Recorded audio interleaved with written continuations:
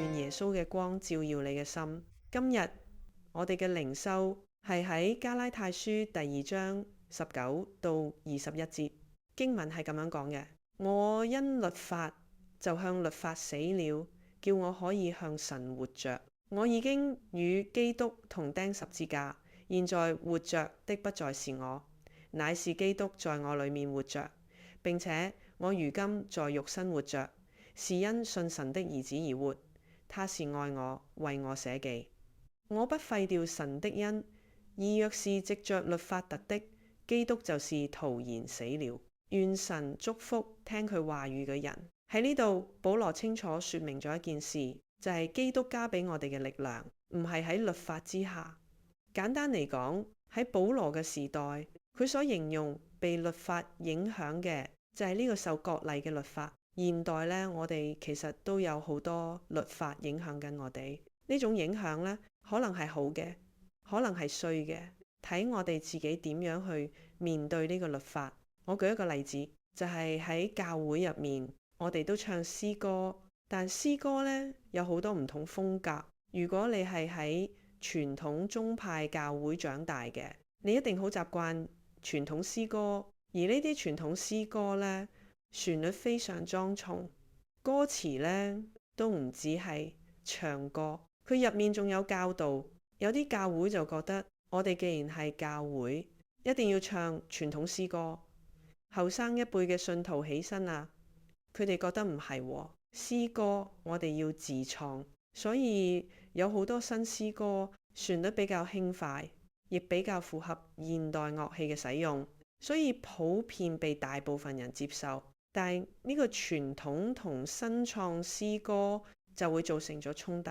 其實根本唔需要係一個衝突，因為大家係詩歌，都係讚美神呀。但有啲人覺得教會就一定要唱傳統詩歌，冇咗傳統詩歌，佢哋覺得嗰個唔係敬拜，於是就造成咗呢個隔閡。但感謝主，喺主恩之家，我哋年紀最大嘅姐妹呢，佢83歲，細細個就喺教會詩班長大，佢一直唱開傳統詩歌。當佢嚟到主恩之家，我哋好少再唱傳統詩歌，佢依然同我哋一齊敬拜，從來冇聽過佢話，我覺得詩歌要唱呢啲先至比較好，從來冇咁樣講過。佢跟住我哋一齊敬拜。當我哋了解敬拜嘅真義同埋信心真義嘅時候，好似保羅講咁樣，我哋今日已經向律法死咗，唔好再自己拎返律法嚟住喺身，因為耶穌基督俾我哋嘅力量就係可以打破傳統。打破傳統唔係話傳統唔好，而係主賜俾我哋嘅新生命係自由嘅。我哋有自由去選擇，我哋想用新詩歌去敬拜，定係用傳統詩歌去敬拜，呢個係我哋自己嘅表現。主都接納，因為主接納嘅係我哋嘅心。好，等我哋一齊低頭禱告。我哋獻上感謝讚美，多謝主喎，你等基督成為我哋心中嘅力量，因為我哋每日都立志要基督喺我哋入面生存。